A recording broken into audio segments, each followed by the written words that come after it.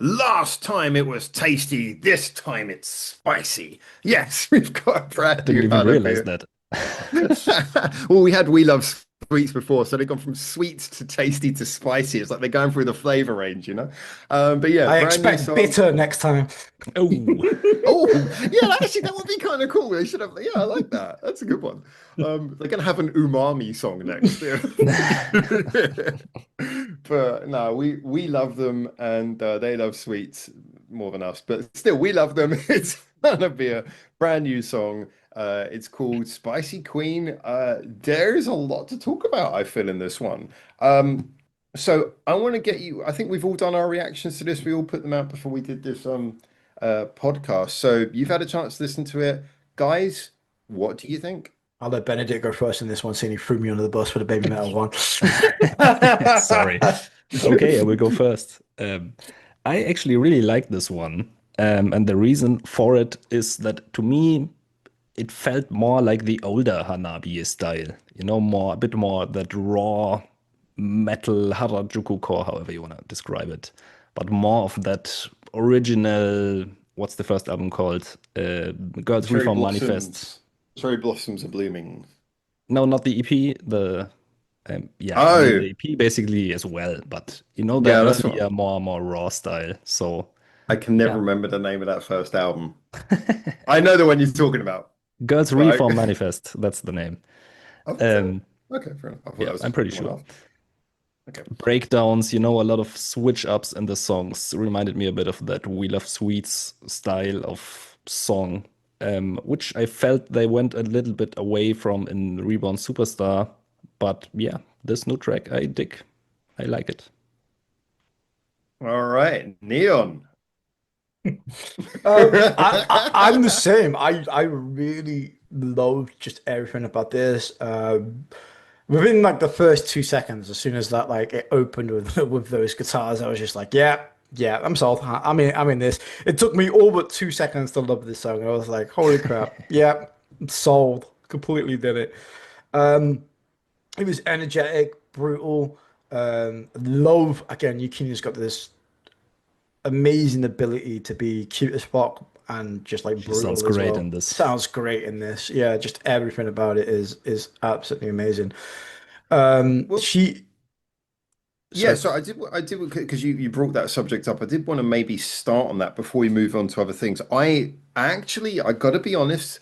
As you guys know, usually the scream aspect of Hanabiya is, like a lot of Hanabiya fans, is maybe not the thing that I'm most drawn to about them. It's the bit where usually it can make or break a song for me. Like I didn't like Toso so much because of the intensity, the amount of screaming in it.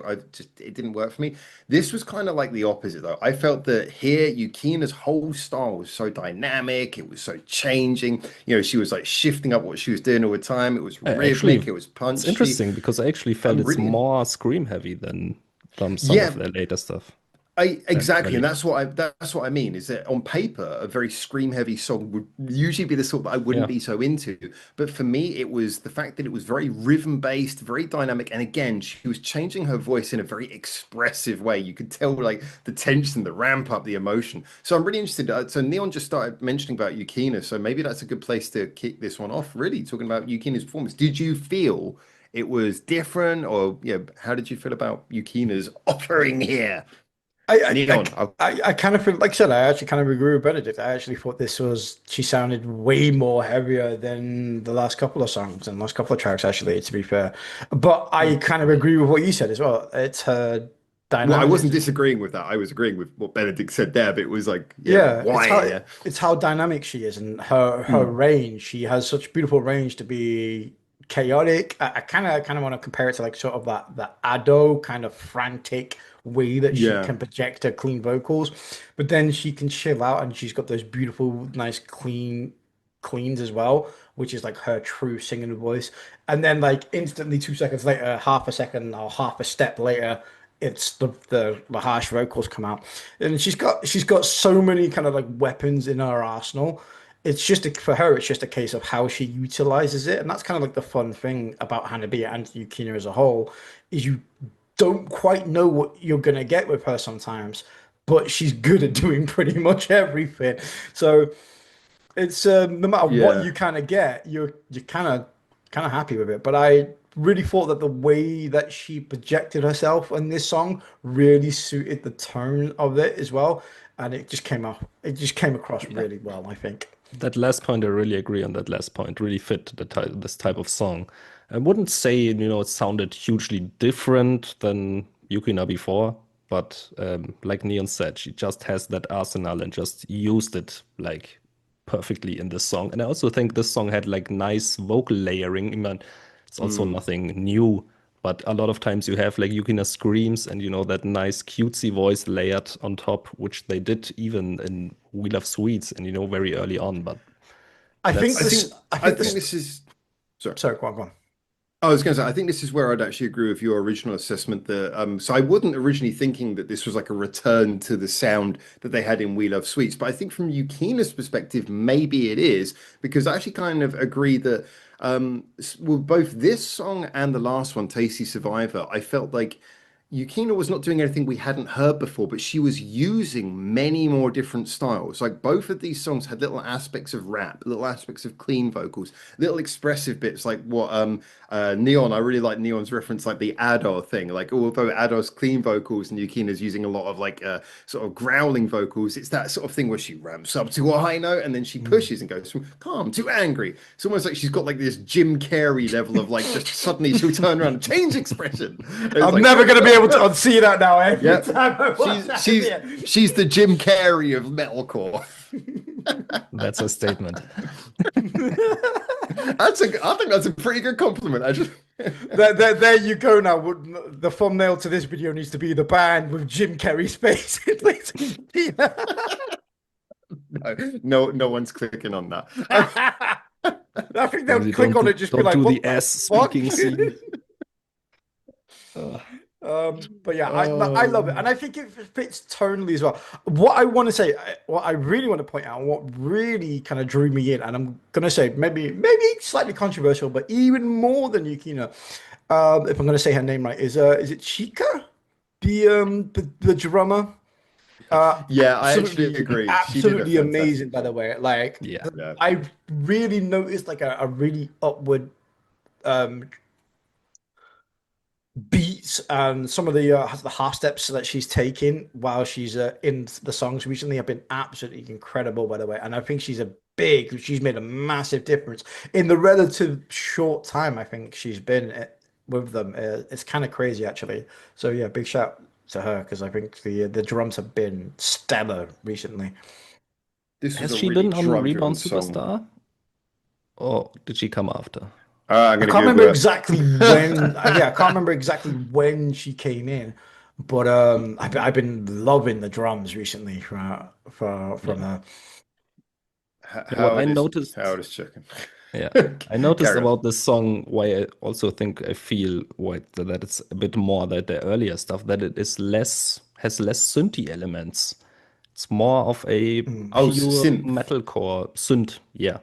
yeah, Less electronic elements in the music overall, apart from the end where it's going pretty crazy. But I felt like a lot of their songs recently, or like Reborn Superstar, were very electronic heavy, and this not at all. Okay, just a quick thing so you know. So Chica was on Reborn Superstar and on Butchigiri Tokyo. Mhm. I didn't realize they've had four drummers. That's the first Yeah. time I knew about that. They've had four drummers. Wow. I actually know I knew they had one back when they first started, but I didn't know they had another one in between. But looking, yeah, they've had four drummers now. I guess I just never thought about the number of times they've changed that. Um, yeah, I would say this. I thought it was interesting. This had less synth aspects to it, but to me, that made it an interesting contrast to once again referencing Tasty Survivor that actually did have a lot of production and synthetic elements. So Yeah. I wouldn't say it's so much of a course correction as it is just a wonderful complementary bit of contrast to that last single. I felt these last two singles both very different sounding, Yeah. lots of different things, but both very much based on that core Hanabiya like craziness and intensity. But yeah, that intensity where everything clicks, but it's also always changing. Um, yeah, I think the fact now is, like I said, they can come in and approach songs in so many different ways. You can get those simply electronic sounding songs, but I like how they started this song off as well with those gritty kind of like guitar tones, and it kind of sets a tone. Like you kind of know within the first 5, 10 seconds of a Hanabiya song, kind of what that song's going to be and what it's kind of going to entail. Or you don't really Sometimes, know, but you have an expectation. Yeah, yeah, yeah, you can get an idea. you get an idea of where it's kind of going ahead, and I think you can tell with like the first 10 seconds whether or not okay, this is going to go slightly heavier, or this is going to go slightly what would the right terminology be? Crazier, I would say. Like I don't know, pop. Yeah, Yeah, yeah. yeah, So you kind of get a vibe for what they're going with, but it's the fact that they can flip flop between the two, and probably even more than that, and probably underselling it a little bit there. But the fact that they can do this now, and it's probably one of the things that appeals to me. I know Benedict was saying how he likes the earlier stuff more than the sort of the new stuff, a little bit. But I think it's good that they're able to do this variation, and I think it's a slight totally. evolution on what we already got as well. And I quite like it. I'm digging it, man. It's been a good Yeah. day for me. Same. Someone has just confirmed below, probably already know this, but lyrics were by Yukina and Matsuri. Yukina seemingly got the primary credit, music by Matsuri and Yukina. Matsuri got the primary credit there, kind of as we expect, and the arrangement was by Matsuri. So the tone of this song, once again, very much driven by Matsuri. And as I say, hashtag no bias. A lot of the things I love about Hanabiya seem to emanate from her mind, from the Matsuri approach to Yeah. she can write so many different things. She has a very distinct style of writing, but that distinct style of writing can offer up, can sprout and can give birth to so many different combinations of sounds. But the way she combines sounds, I think, is the Matsuri trick. And again, although this song sounds very different from a lot of their others, it might remind you of things. But again, all their songs sound different, but they have that quintessential, the way they jam ideas together, very Matsuri. Love that her signature is so prominent in this. Um, I think it was kind of interesting though, because one thing I noticed is that whereas usually Matsuri and Yukina's vocals are doing very different things, I felt both of them in this song, like there wasn't so much going on melody wise. They were both doing things that were basically forms of chanting. There was like these sort of chanting refrain style vocals. Again, I said in my reaction, reminded me a little bit of some of the things that came up a lot in new metal. Like if you think about bands like everything from Rage Against the Machine to Limp Bizkit, a lot of the time they didn't have singing so much as they just have a chorus that you'd chant along. And then rap bits, which again is a much more complex version of a similar idea. And I felt this was one of those songs where it wasn't so melody based, but you had like the chanted vocals, but both Yukina and Matsuri were at that. So not only did you have Yukina doing all these different styles, but then you had Matsuri adding to it as well. And you just had like this really awesome, like ever changing flow of vocals, but it was all basically kind of different forms of rhythmic chant that we were getting from Well, whoever was singing lead at the time. I actually have to say, in my reaction, I mentioned that I think the chorus is probably the weakest part of the song. Not didn't engage me as much, but I do agree Can't with disagree with basically that. everything you just said. So, and I also got a comment, the first comment I think I got, that it's gonna be a great live chant along, and I Yeah. totally see that. Yeah, Well, actually, the funny thing is the song that it reminded me of, very different band, but kind of a similar thing was it reminded me when I heard when Nemophila went to be a four-piece and they released Brainwashed. And Brainwashed like reminded me a lot of this, and it was like this really raw, yeah. intense, angry kind of song. But like in the same way that that one was kind of scream heavy and wouldn't normally be my thing, but I actually really liked it.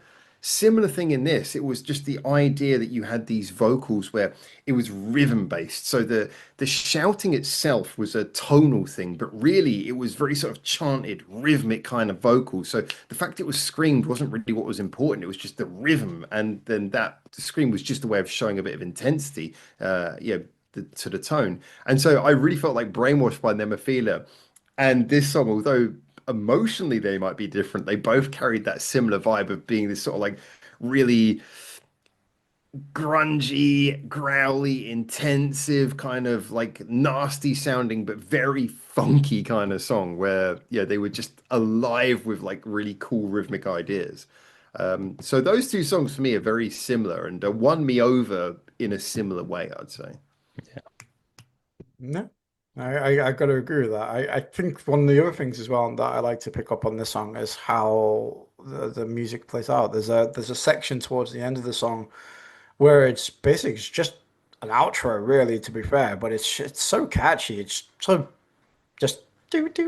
Probably the most electronic synthy-ish bit of the Yeah. song, but I like the way that it goes in full throttle and ends I think it really just as stands hard as out it. more if you have just a specific section and the whole song is layered with a synth.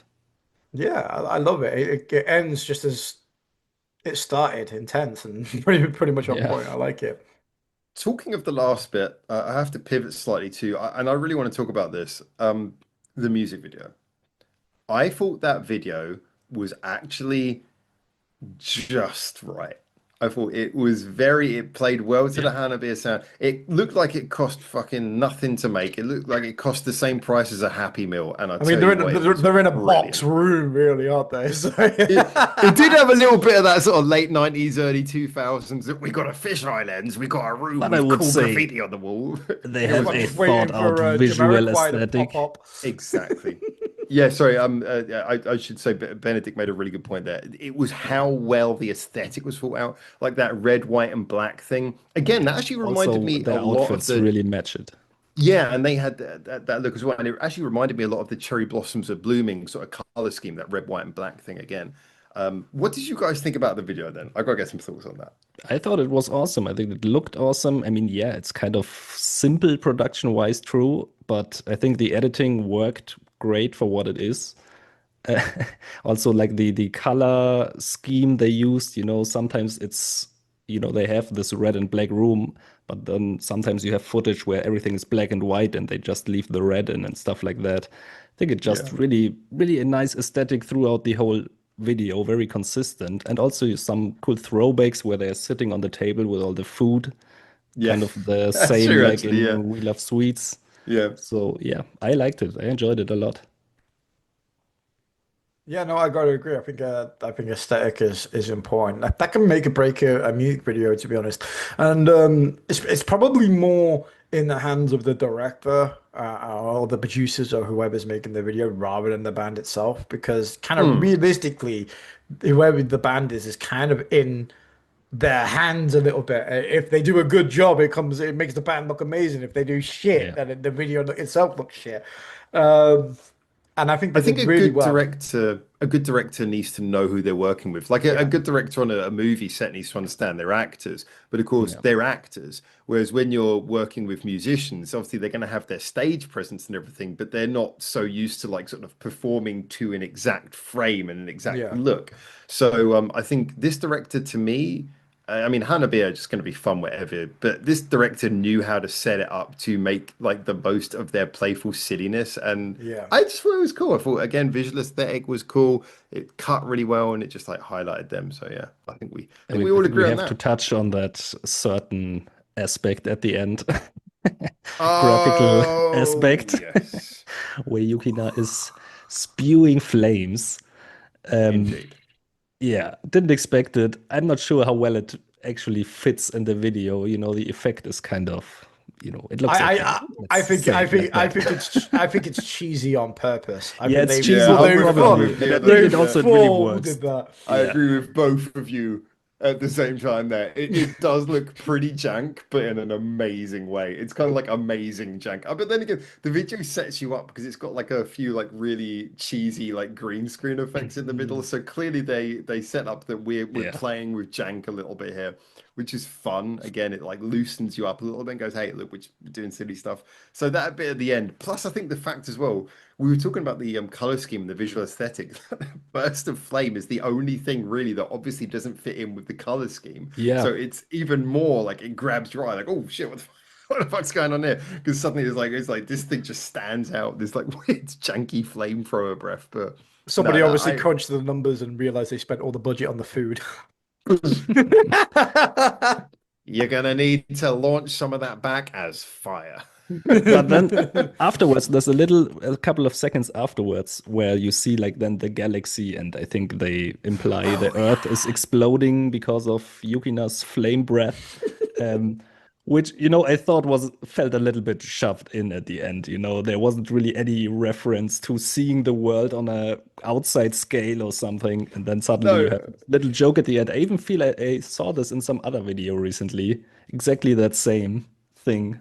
I don't know. No, I, I thi- think I do we think it's a little bit of like a hint and are they foreshadowing something here a little bit? Because that galaxy shot, what I've the just got it up apocalypse. here now, is actually like so out of place compared to the rest of the video. Harajuku Galaxy, their next Yeah, album. it feels a bit like here's a quick 2 second shot of a teaser, but which I don't know. Maybe I'm overthinking I, it. Maybe it's just a I, little cheesy joke at the end, but I kind of felt a little bit out of place, like just from the I'm whole just gonna. video aesthetic. The thing is, it's hard to tell whether it's supposed to just be as insane as the actual flamethrower thing itself. It's just like Yeah, is it all part of the same joke? It's like, yeah, we stopped giving a shit about sanity and consistency in the last few seconds, and it's all one joke, or is it a separate thing? I think, although I'm not sure, I believe it's necessarily the case. I do love Neon's suggestion that it could be some kind of Easter egg for some like yeah. upcoming like album information. I don't know, but I just like the idea. I've got to be honest though, like the whole way the whole science nerd of me looks at it and goes, that is an impossibly fast explosion on that scale. Like that explosion is like traveling higher than the speed of light, and for some reason it's all coming off That's the where your top of mind the went to. galaxy. Yeah, I'm sorry. I'm looking at it. I'm like, don't show this to Neil deGrasse Tyson. He'll have a fit. I was seeing this Announcing and our then special immediately, guest for next episode. I would oh, I want to love be to here do for an that. episode. Yeah, I'd love to do it like Neil deGrasse Tyson watches music videos and we just see him slowly give up. No, Neil, keep going. That would be There's an more. awesome. That I would watch that. Just him watching music videos, but he's got to correct it so it's scientifically like I would legit. Yeah, yeah. fucking, I Like would Metal love it. Galaxy, that makes no sense. Let me break it down for you. Yeah, yeah. I would just be sitting here. It would be the first video where I've ever been silent. You cannot win against him in an argument anyway. I don't want to win. I want to talk. It's like, you're my hero because you interrupt even more than I do. The only Uh, man who interrupts I more think it's than a very me. fitting idol for Howard. Bruh.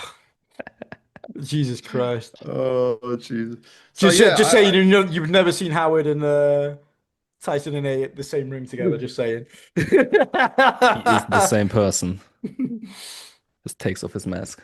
I was about to say that's a risky combination for me to play. Oh man, yeah. So I think But this so do video. we know anything about their next release? Because it doesn't say anything in the text. I mean, this just came out as a single, right? Yeah, it did. Yeah. But So sometimes they still say upcoming release or whatever. yeah, it kind of makes me believe again. Gonna buy into my own fucking theory here a little bit, and think that this is the Also, first single of it's something funny, later that we don't know of yet.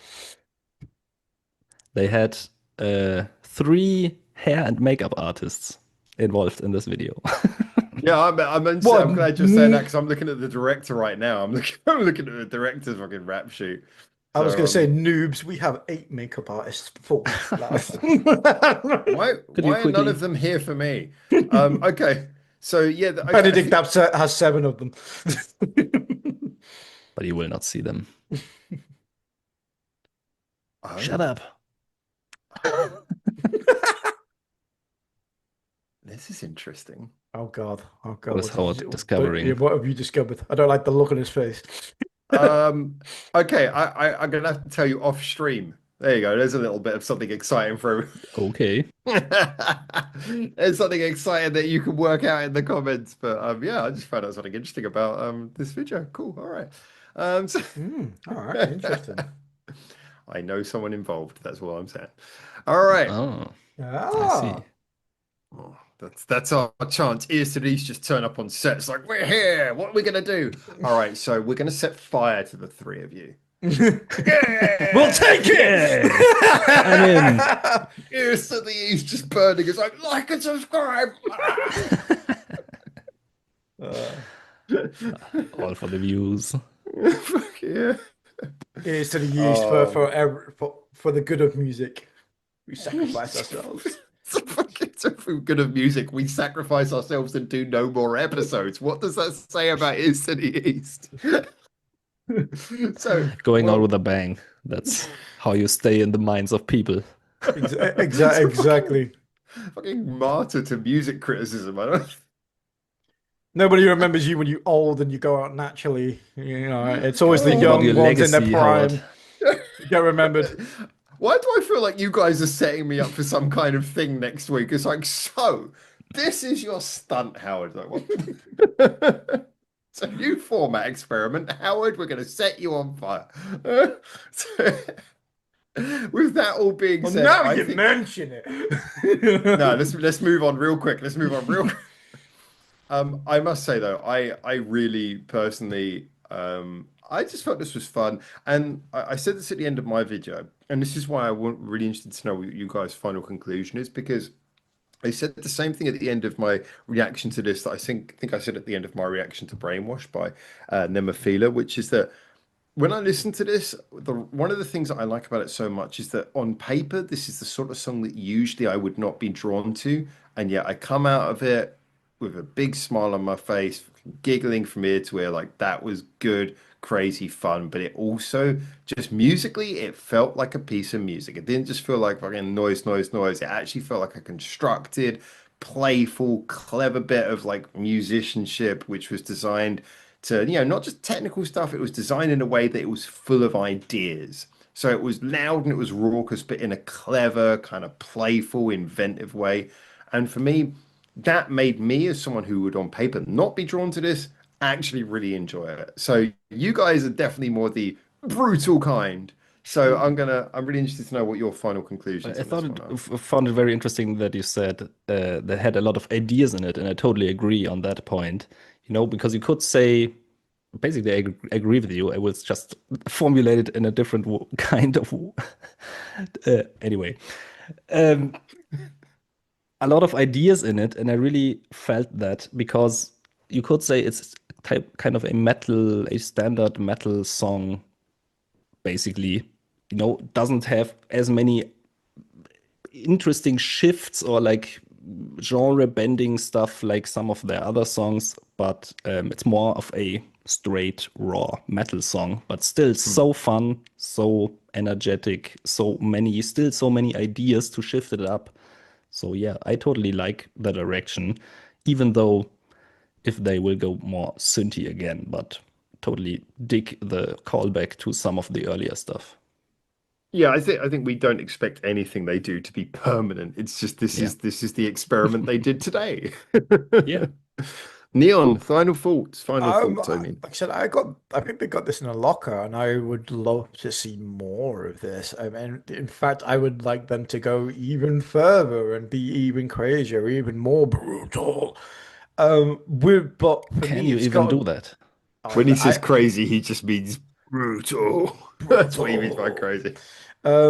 But it has to be done like kind of like what Howard says. It needs to be done with the right ideas, the right creativity. There needs to be a purpose behind it. And there needs to be a structure. There needs to be a game plan if you're going to do this. Because if you keep going into this and you keep repeating the same thing over and over again with no inspiration, people are going to get all sick of it really, really quickly. And then it kind of takes the magic away from these kind of songs and these kind of moments. So they can do Luckily, it. they have a Matsuri. They have a Yeah, Matsuri. they can do Yeah. it. They probably will do it again in the future. As long as it's done well, as long as it's done right, and as long as it's done with all Yeah. the passion that they put into it, then I think it will be brilliant, and I'm looking forward to what the future brings. I just hope they don't fall into the routine of just doing these type of songs just for doing these type of songs sakes. No, but I think But this there's song is no a good evidence example to that they don't. yeah, yeah, Yeah, yeah, so exactly. that's a good point. Yeah. There's no evidence to suggest that they would fall into that kind of that trope or fall into that rabbit hole. So yeah, all good things ahead, I think. It, I love that fact that every song keeps you surprised and on edge, and yet at the same time, it feels like you're at home and like, yeah, I know I'm in Yeah. good hands. I know roughly what kind of craziness is coming up, but the specifics I have no idea, and that makes it wonderful. So, Yeah. yeah, no, it's another great bit of insane bonkers from Hannah.